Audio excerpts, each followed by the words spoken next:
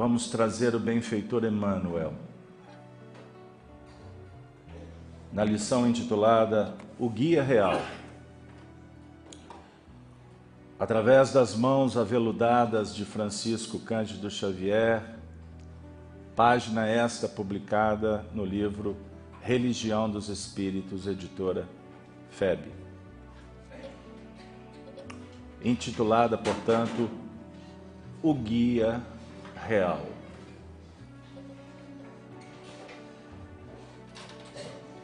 Na procura de orientação para a conquista da felicidade suprema,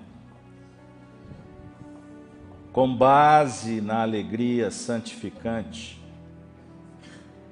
lembra-te de que não podes encontrar diretriz integral entre aqueles que te comungam a experiência terrestre, nem na tribuna dos grandes filósofos,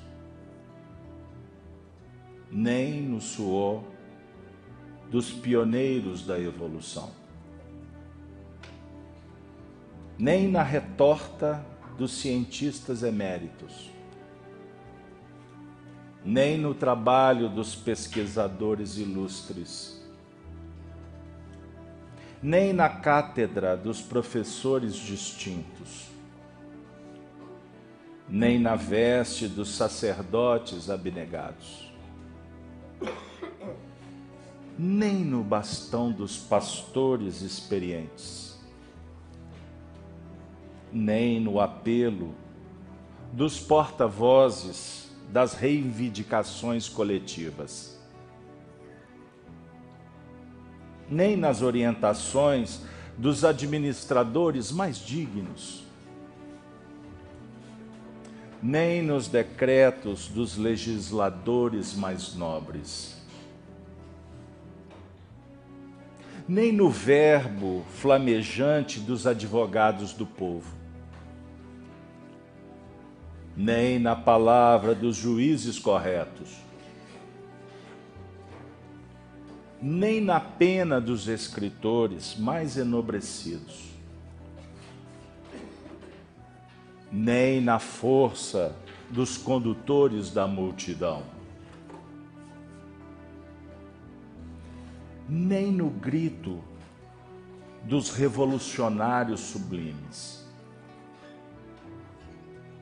nem nas arcas dos filantropos generosos, nem na frase incisiva dos pregadores ardentes,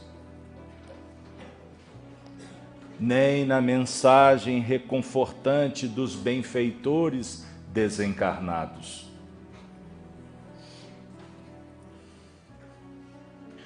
Em todos surpreenderás, em menor ou maior porção, defeito e virtude,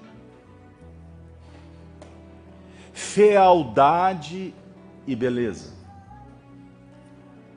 acertos e desacertos, sombras e luzes.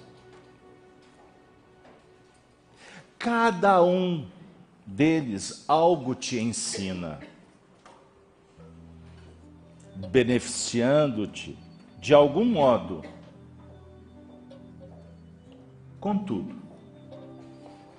igualmente caminham, vencendo com dificuldade a si mesmos.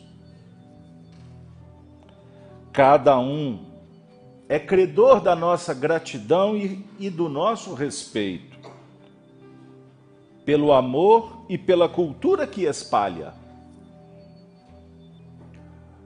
Mas no campo da humanidade, só existe um orientador, completo e irrepreensível. Tendo nascido na palha, para doar-nos a glória da vida simples. Expirou numa cruz pelo bem de todos, a fim de mostrar-nos o trilho da eterna ressurreição. Sendo anjo, fez-se homem para nos ajudar. E sem cofres dourados, viveu para os outros, descerrando o tesouro do coração. É por isso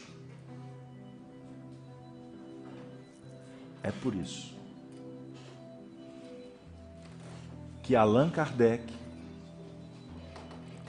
desejando indicar-nos o guia real da ascensão humana, formulou a pergunta 625 em O Livro dos Espíritos, indagando qual o espírito mais perfeito que Deus concedeu ao mundo para servir de modelo aos homens. E os mensageiros divinos responderam, na síntese,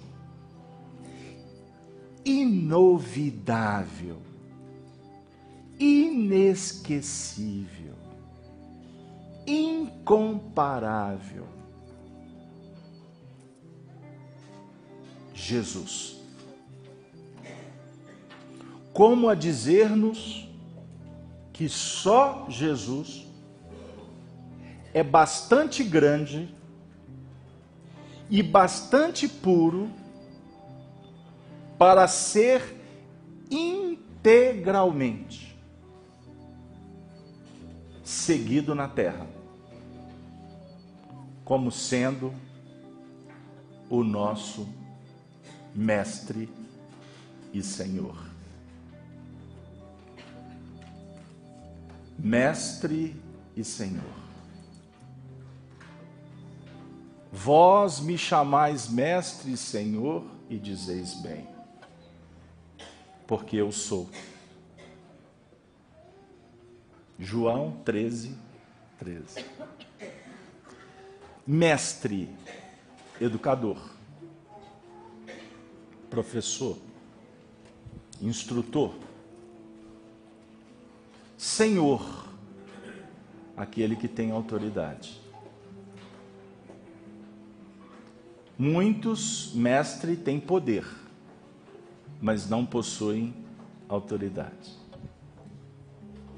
No mundo, podemos adquirir poder, mas o poder no mundo não é suficiente para nos libertar, quanto espíritos.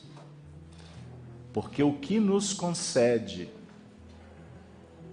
as bênçãos das oportunidades é quando trabalhamos para merecer.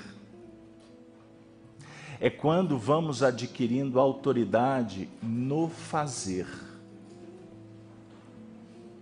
Afirma Emmanuel que servir é a metade do caminho.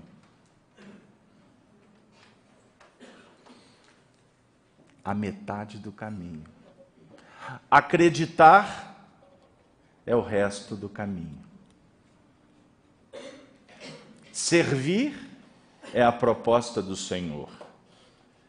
Eu não vim para ser servido. Eu vim para servir. E eu sirvo em nome daquele que me enviou.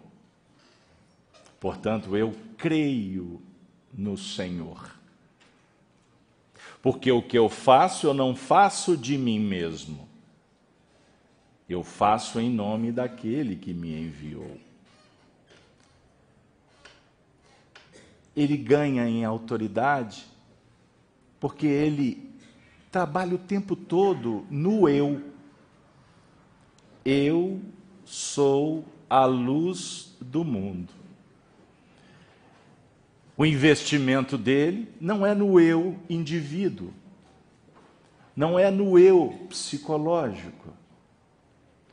O trabalho dele é no eu profundo, é no eu espiritual, é no eu filho de Deus, vivo, que todos somos também.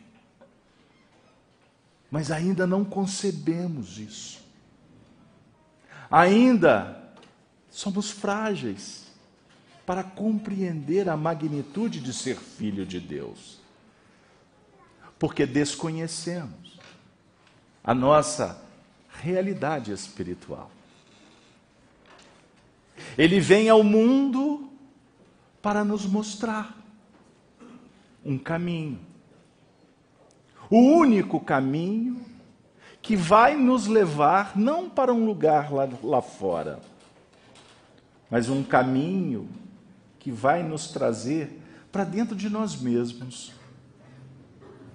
Para que a gente possa perceber a magnitude da vida nas suas expressões mais genuínas que estão dentro do seu coração. O potencial a ser desenvolvido é teu, não é do outro. Mas para desenvolver potenciais eu preciso de compreender a minha destinação,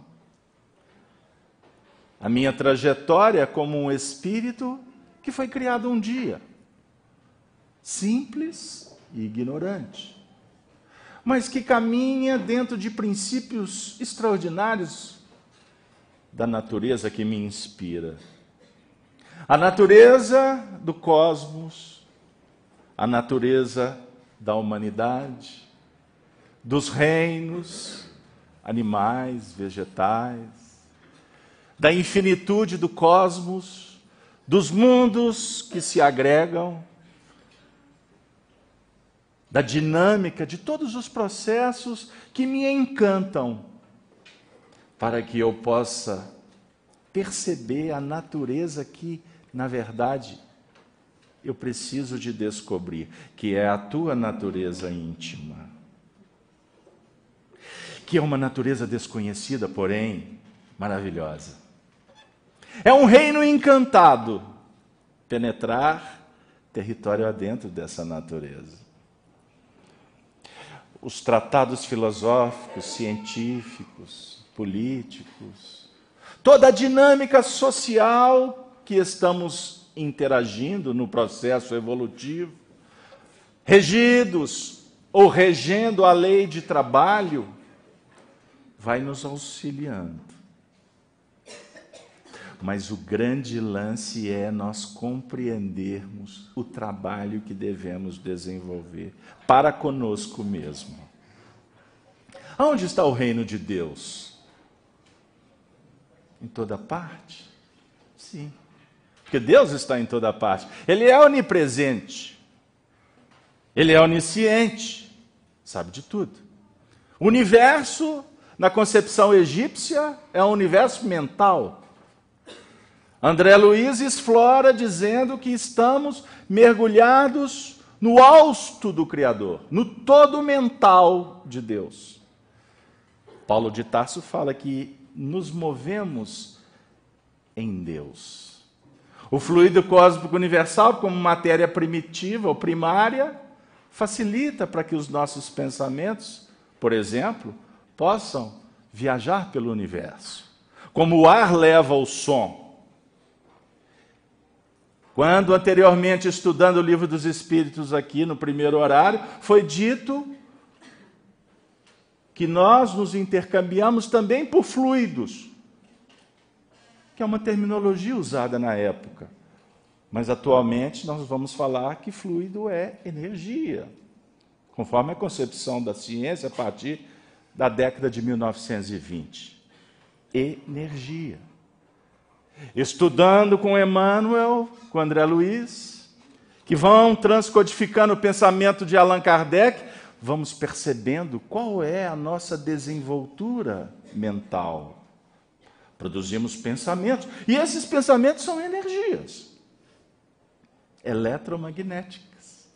Portanto, tem cor, cheiro, peso e direção. E a direção do pensamento é dado pela gerência da tua casa mental, chamada vontade. Vontade é o impacto determinante. A sua vontade dá, portanto, a dimensão exata do seu existir. Porque se eu penso, afirma Descartes, eu logo existo. Mas em doutrina espírita, no dizer de Emmanuel, que é uma doutrina que vem nos auxiliar no redimensionamento das nossas expressões de liberdade, porque com doutrina espírita a liberdade se faz com responsabilidade, porque à medida em que eu obro, eu vou colher, e esta colheita é importantíssima para que eu possa entender essa dinâmica do processo evolutivo. E hoje nós discutimos agora a qualidade do que eu estou pensando e do que eu estou sentindo. Então, quando o Emmanuel vem explorar na dinâmica do aprendizado, da instrução que o espírito vai recebendo na sua caminhada evolutiva, advinda de vários mestres, de várias escolas e instituições, Emmanuel está nos chamando para uma reflexão de profundidade. Porque ele está dizendo, nenhum homem,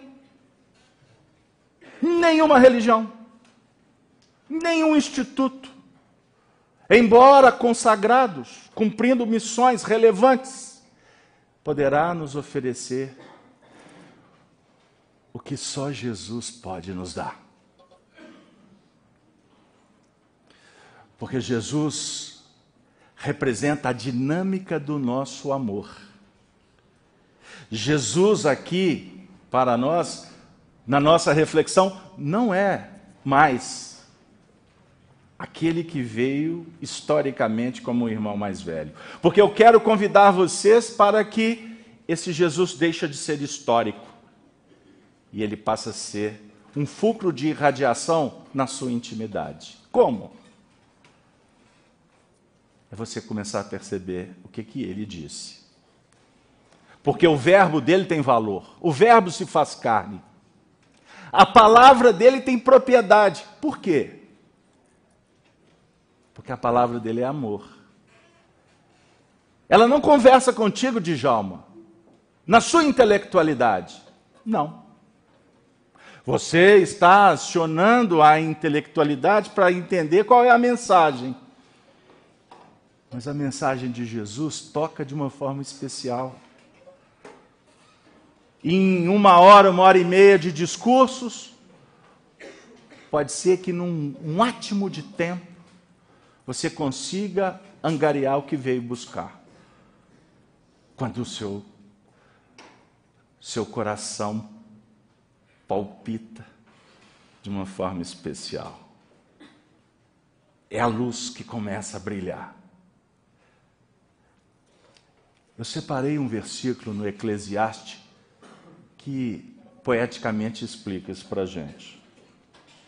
No capítulo 11, no verso 7,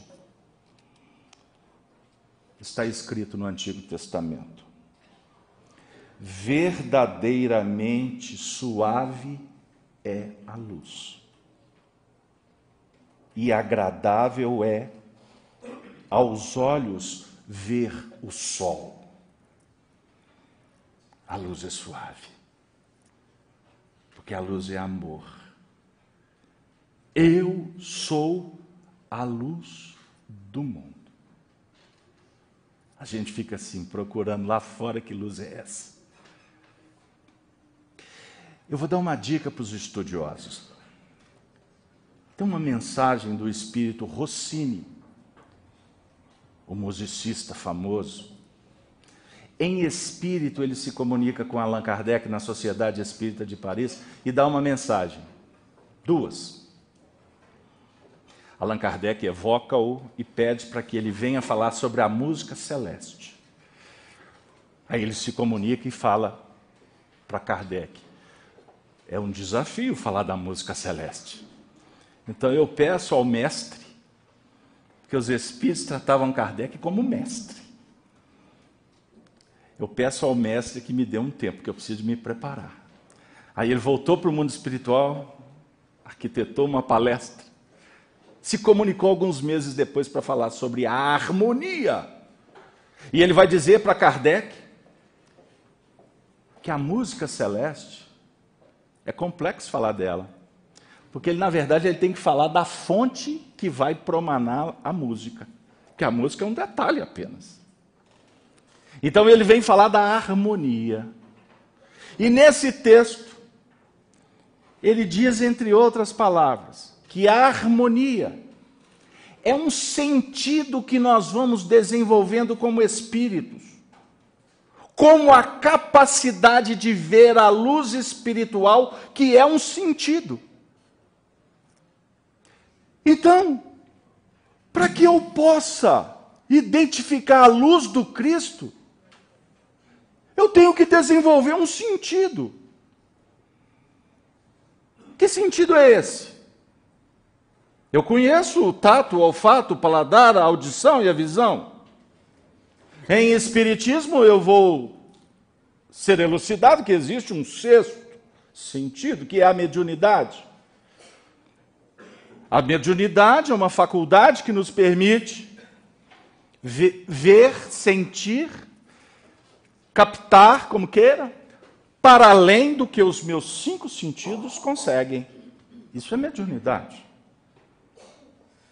Eu estou falando de uma maneira bem sintética, porque existe o fator anímico e o fator mediúnico. O fator anímico é o seu potencial. O fator mediúnico é a intervenção dos espíritos no lance, na dinâmica mediúnica. Eu não quero entrar nisso.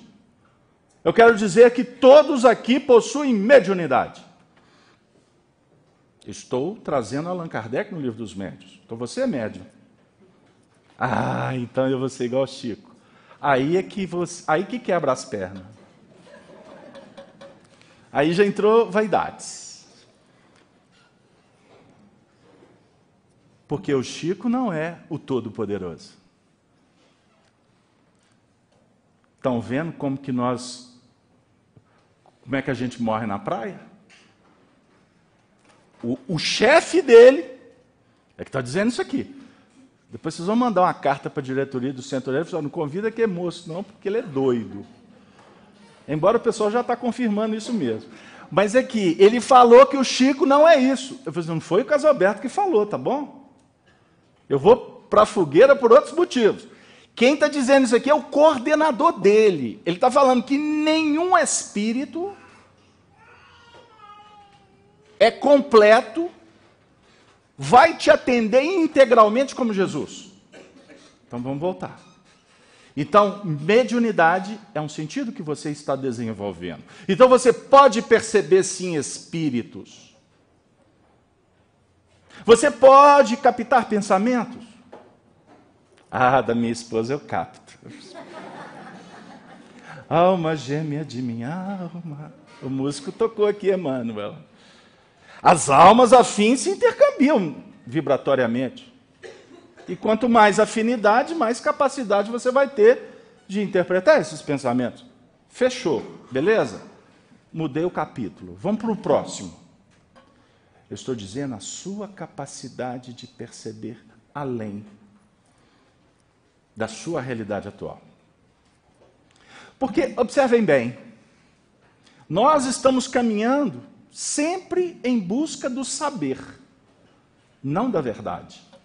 Porque a verdade está em Deus. Então, afirmar, estou em busca da verdade, poeticamente, filosoficamente, tudo bem. Porque um dia você vai chegar lá. Mas em nível acadêmico, o correto é dizer, estamos aqui desenvolvendo o pensamento, a capacidade de compreender, interpretar, raciocinar, tirar conclusões. Então, isso é o desenvolvimento do saber. E o filósofo, por excelência, caminha na busca do saber com humildade. Arrogante é o cientista materialista, que se julga o todo-poderoso. Mas aquele que, por excelência, compreende o mecanismo filosófico da vida, tem consciência de que ele nunca sabe. A verdade de hoje, o conhecimento de hoje vai ceder espaço para o conhecimento do amanhã. Não é assim? Por que eu estou aqui no Centro Oriente, hoje, setembro do ano de 2018? Eu percorri uma trajetória para dar conta de ficar aqui 15 minutos assistindo uma palestra. É mesmo, Casabé, depois que eu tomar o passe, já valeu. Mas vai chegar um tempo que você vai ficar 3. E quando você assustar, você vai assistir tanta palestra, daqui a pouco você já está ali, acolado, daqui a pouco você está aqui. Ou seja, você já está trabalhando, que é a dinâmica da vida. Então tudo é construção, certo? Então, desenvolver o sentido espiritual, Jesus envia para nós os seus representantes. Sua mãe, seu marido, seu filho, são representantes. Nossa, estou a pé. Tá não. Os amigos, os livros, a academia, os institutos, a televisão, o rádio, a internet. O problema é você aprender a selecionar. Porque tem para todo gosto. Inclusive para te tirar do caminho. Mas o grande lance é, quanto mais o balcão fica aberto, significa que mais condições você tem de selecionar. Agora, se você está afogando nas suas escolhas equivocadas, isso é um problema seu. Mas não tem problema não, daqui a pouco a energia cai, a internet vai embora, aí você fica sem internet, não sabe como vai sobreviver, aí você vai ter tempo de pensar e depois quando você conectar de novo, você vai talvez repensar as portas que tu está entrando.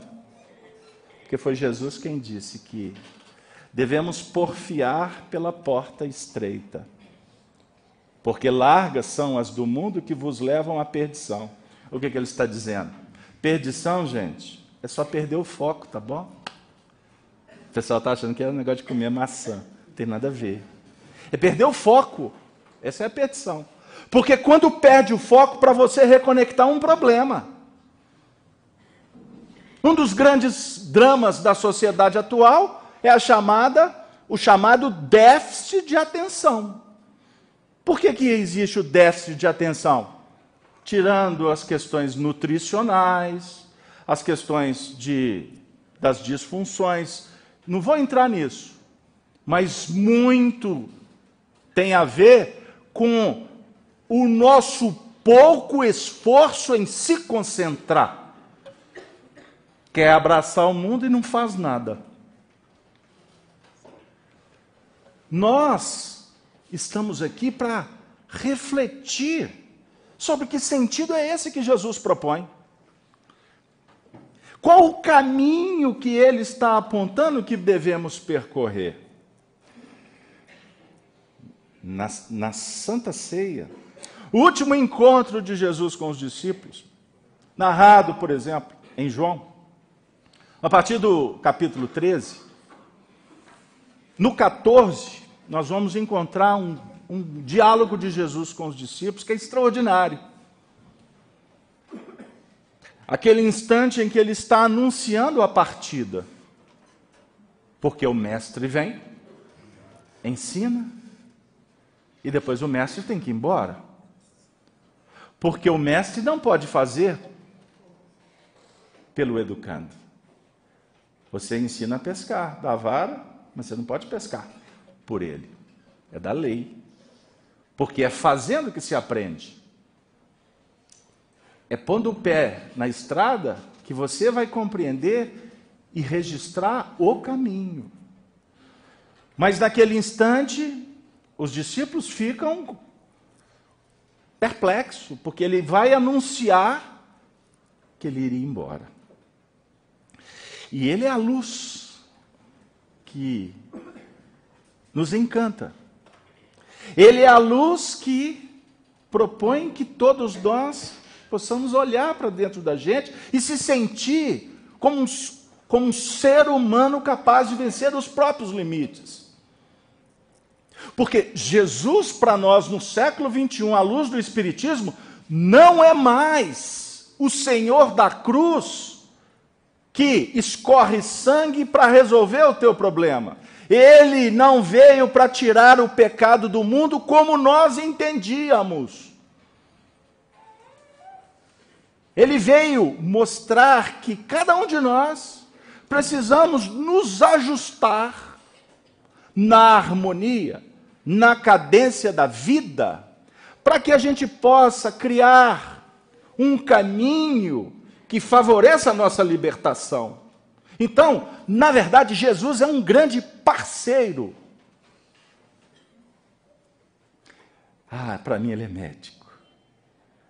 Não, para mim ele é advogado das causas perdidas. Não, para mim, nós vamos ajustar de acordo com as nossas necessidades e não tem problema. Mas se a gente sentar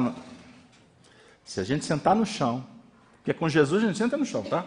Fechou comigo? Com Jesus não tem essa de protocolo, cheio de mimimi, politicamente correto. Isso é novidade desse mundo atual que vive uma completa disfunção psíquica. Nós vivemos um período tratado como um período de uma esquizofrenia que se alastra. E ela tem uma base que sustenta, chamada ilusão. E a ilusão nos leva para caminhos complexos, tira-nos do foco, e com isso gera-se contradições. E nas contradições nós tropeçamos e acabamos caindo, até que depois de machucados, sangrando, vazios, sem destino, a gente levanta o dedo e fala assim: eu preciso de ajuda. Aí eu volto para a Santa Ceia. Porque os discípulos turbados, melancólicos, tristes, e Jesus percebe o painel, aí ele diz assim: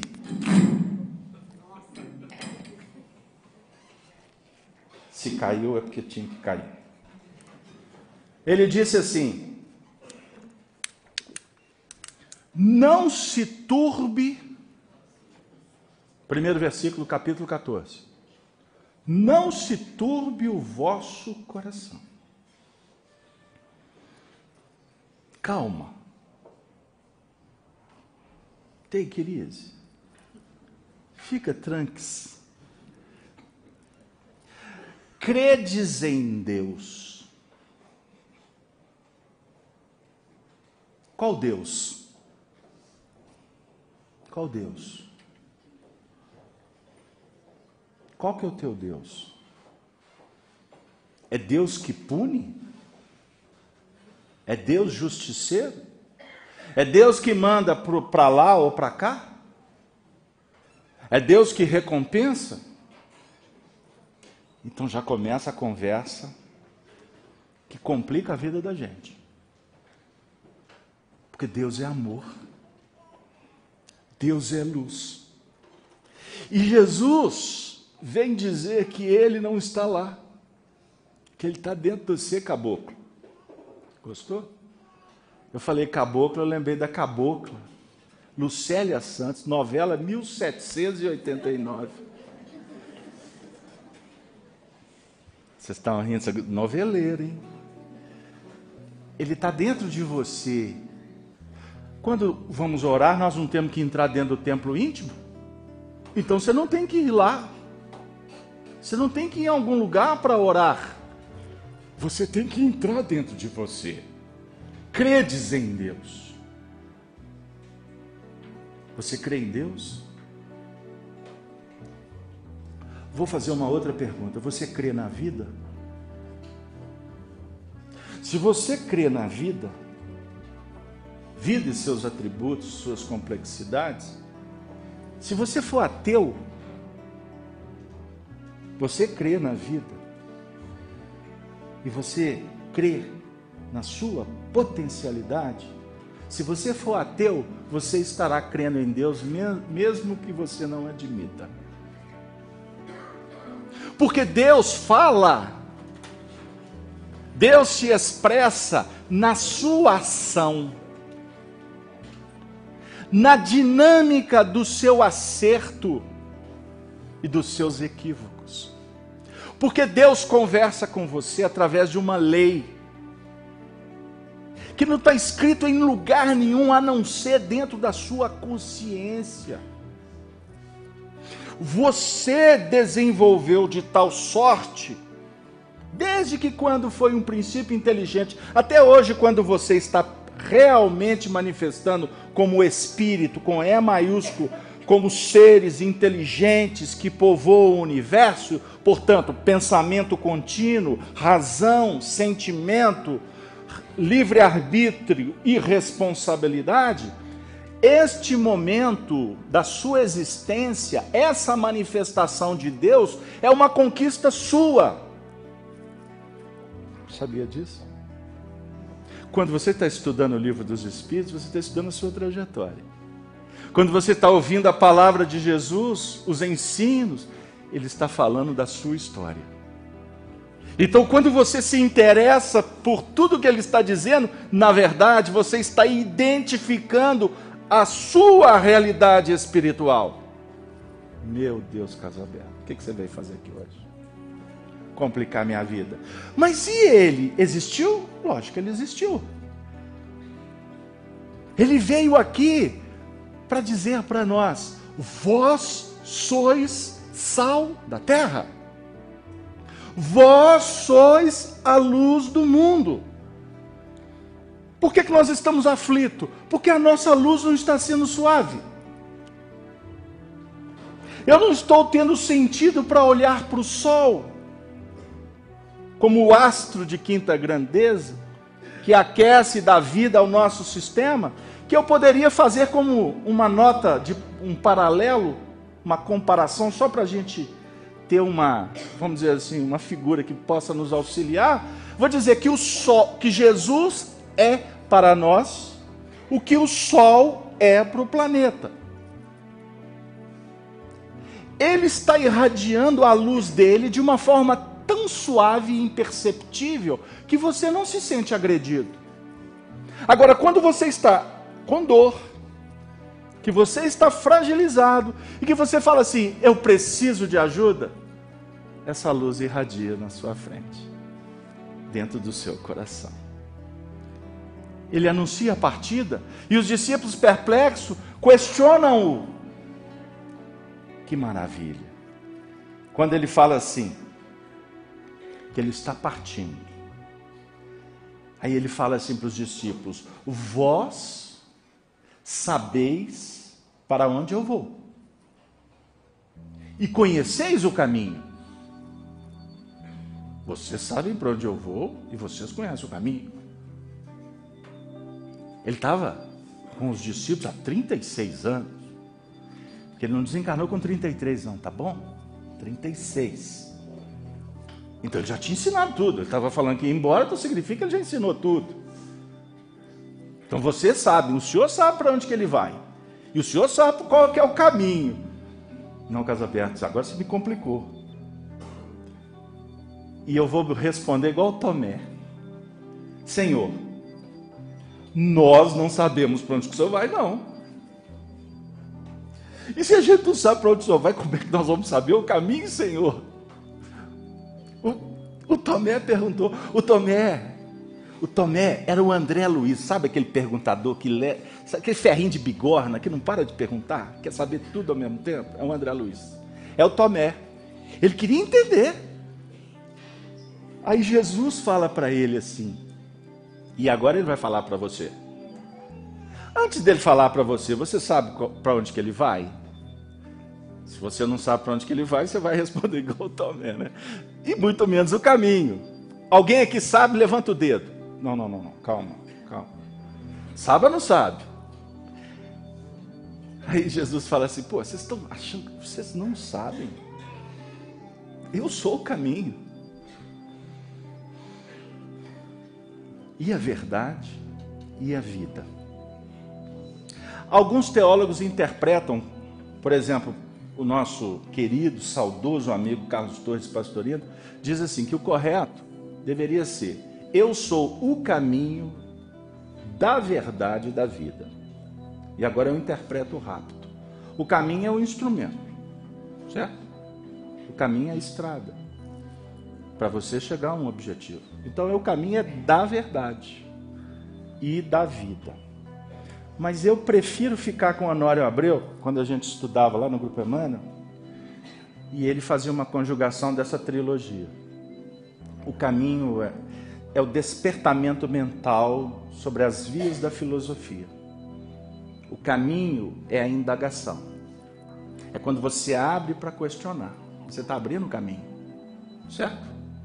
E quando você abre, na verdade, a busca, ela vai te chamar para entender as respostas que a vida vai te dar. Por isso que todo pedido, toda porta que você bater, sempre será atendido.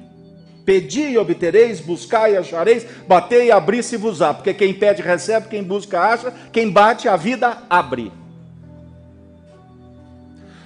A vida vai te dar o sinal como resposta. Mas quando você vê o sinal, você vai atrás do sinal, porque você vai querer decodificar esse sinal. E você vai, portanto, colocar o pé na estrada. Porque você só vai entender a resposta da vida colocando esta resposta na prática. Sabe fazer arroz? Eu pelejei. Hoje o meu arroz é cachoeira. Mas demorou muito. Que algum dia alguém falou: você sabe fazer arroz? Eu falei assim: não. Então vem cá que eu vou te ensinar. Falou, meu Deus, não estou entendendo nada. Aí um dia eu passei aperto, eu tive que fazer. Que gororoba. Aí eu peguei o telefone. Na época não tinha WhatsApp, não. Peguei o telefone, disquei. Na época era disco. Disquei várias. Falei, não, faz isso. Até que chegou num ponto que o negócio começou a melhorar. Falei, agora eu vou te ensinar a fazer um arroz com 2 águas. Eu falei assim, complicou minha vida. Vou ter que reencarnar de novo, porque a água é reencarnação, né? Aprendi. Agora hoje meu arroz tem até música. Meu arroz é cachoeira. Joga ele e ele desce igual uma cachoeira. Agora, vocês não têm noção como é que eu sofri. Você está rindo? Queimei o dedo, porque tem um macete para saber se o arroz está pronto, sem levantar a tampa. Isso aí é uma outra palestra, eu conto como é que é. Que pode ser que seja impróprio para menores de 18 anos. Caminho, filosofia, verdade. É a busca, é a chama que vai sendo acesa o tempo todo que você vai se deparando com a realidade da vida. E a vida é o sentido. Então Jesus diz assim: eu sou o caminho e a verdade e a vida. Isso é uma trilogia. E cada ângulo dessa pirâmide aqui, desse triângulo, eles se conjugam um com o outro. Espiritismo é filosofia, é ciência e é religião. Eu não posso tratar o espiritismo só como religião, ou só como ciência, ou como só filosofia. O evangelho não funciona dessa maneira. A religião pura e imaculada, vovó, o apóstolo Tiago nos ensina qual é a senha dela. É fazer, é visitar as viúvas, é cuidar dos órfãos, é tratar das pessoas idosas. É o que é esquadrinhado para nós no capítulo 15 do Evangelho segundo o Espiritismo: no fora da caridade não há salvação. Jesus disse assim: se quiserdes ser reconhecidos como meus discípulos, qual que é a senha? Amai-vos uns aos outros como eu vos amei. Porque todo movimento que empreendermos para irmos para a vida e colocar o pé na estrada, nós vamos construir um caminho que vai nos levar ao que nós almejamos, a felicidade. O prêmio do bom combate só é dado depois do combate. Eu não posso falar de vitória sem trabalho. Eu não posso discutir sucesso sem esforço. Então Jesus vem dizer assim: eu sou o caminho. Aí a gente tem dificuldade em entender isso. Porque a gente acha que o negócio é a gente seguir o caminho dele. E você não vai seguir caminho de ninguém, porque cada um constrói o seu caminho. Pegaram aí? Agora, para ficar poético, né, e bastante religioso, ele deixa pegadas. Porque se você seguir as pegadas dele, o percentual de acerto será muito maior do que você for seguir as suas próprias pegadas. O que eu estou querendo dizer? Ele representa o seu futuro. O Emmanuel não contou para nós que ele é o ser integral mais perfeito. Ele é o modelo da humanidade. Porque ele é um espírito que já avançou pelos caminhos que nós teremos que avançar. Certo? Então, buscar sintonia com ele é a dica. É estar procurando frequentar, como Janaína falou, uma zona diferente, vibratória. É trabalhar o meu pensamento de sorte que eu vou qualificar as minhas vibrações para me poder me relacionar com ele. Pegaram aí? Então, quando você sai para servir, você está entrando no time dele. Porque ele veio para servir, ele não veio para ser servido. Então, se você se movimenta querendo que as pessoas te sirvam, você está numa outra sintonia que não a dele. Fiz-me claro? E a sintonia dele te faz bem. Tem coisa mais gostosa do que? Vai com Deus, meu filho. Muito obrigado, minha filha, pelo que você fez. Tem coisa mais gostosa do que aquele beijo daquela pessoa que a gente ama tanto? Aquele abraço afetuoso, aquele olhar que chega para o nosso coração vibrando para que você continue. O passe que nos reorganiza, né? Que nos reharmoniza, vindo de uma pessoa que não te conhece, mas que está te desejando bem. Essas são frequências vibratórias que a gente pode ficar aqui teorizando, mas é na prática que eu vou ver a potência que é isso, que significa o bem, uma palavra que liberta, que te toca, uma música que te desperta, uma poesia que vai dizer para você que tu é filho de Deus, que nasceu para brilhar, e não foi à toa que o Caetano falou que não é para morrer de fome. Eu acho que ele estudava evangelho, viu? Porque o amor é alimento das almas. Não foi o André Luiz que contou para nós no livro Nosso Lar? Amor é alimento das almas. Por que a gente está com fome? Porque nós não temos amado. A casa aberta eu tenho. Pois é, que bom. Mas você está vazia por dentro? Ah, eu estou, porque ele não corresponde. Então significa que você não está amando. Como assim? É simples assim entender. Porque o amor, ele brota da tua alma. Se você vai ser retribuído ou não, é uma outra história. Mas quem ama se basta. Quem ama já se locupleta. Mãe, por excelência, ama esperando que o filho responda? É muito bom, é muito gostoso, não é? É prazeroso as conjugações, mas nem sempre isso é possível. Então, se nós não estamos tendo reciprocidade, significa que nós precisamos de ressignificar os nossos conceitos, reavaliar. Amigos, não será em 50 minutos que eu vou conseguir dizer para vocês que Jesus é o caminho.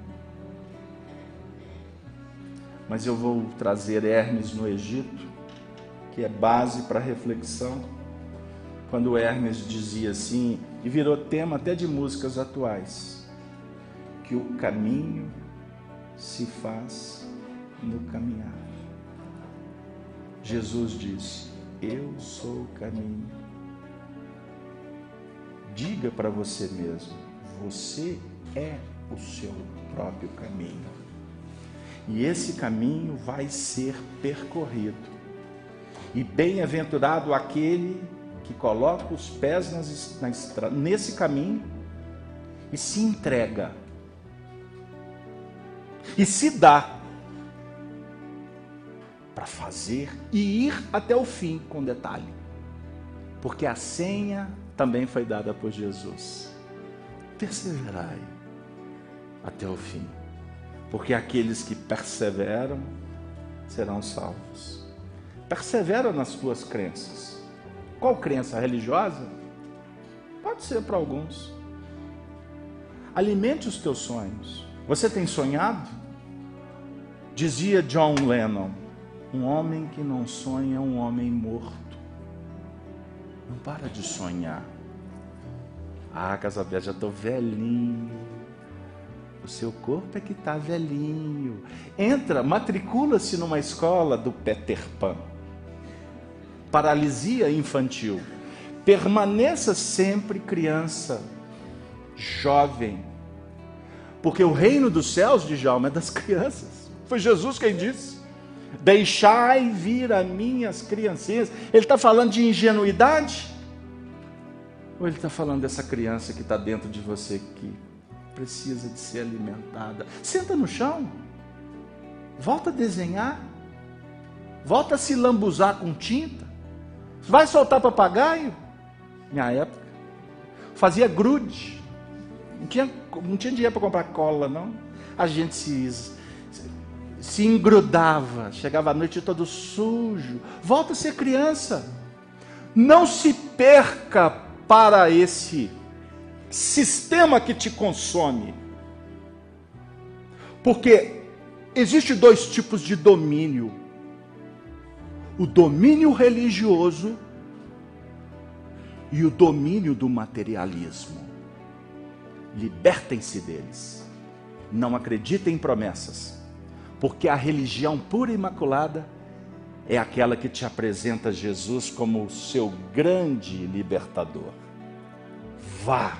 Ele não espera. Jesus não tem a pretensão de que nós formemos procissões para ficar atrás dele, para virar virtuoso, se agredindo. Isto é conversa de religiosos. Jesus está dizendo: sede perfeitos. Mas descubra qual é essa perfeição e como chegar a ela. Sede livres. Portanto, a dica é: conheça a verdade. Porque só a verdade vai te libertar de tanto papo furado que tem por aí. Eu termino, Penha, conclamando a todos: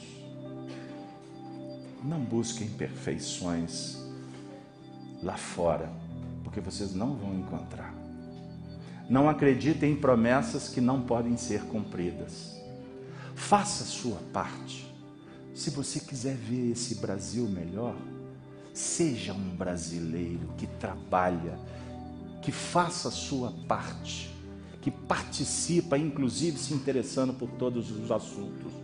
Mas o brasileiro com Jesus é um brasileiro que ama, que respeita as diferenças, principalmente dos irmãos e dos amigos. Porque se todo mundo falasse a mesma língua, o mundo ia ser muito chato. Que Deus nos abençoe.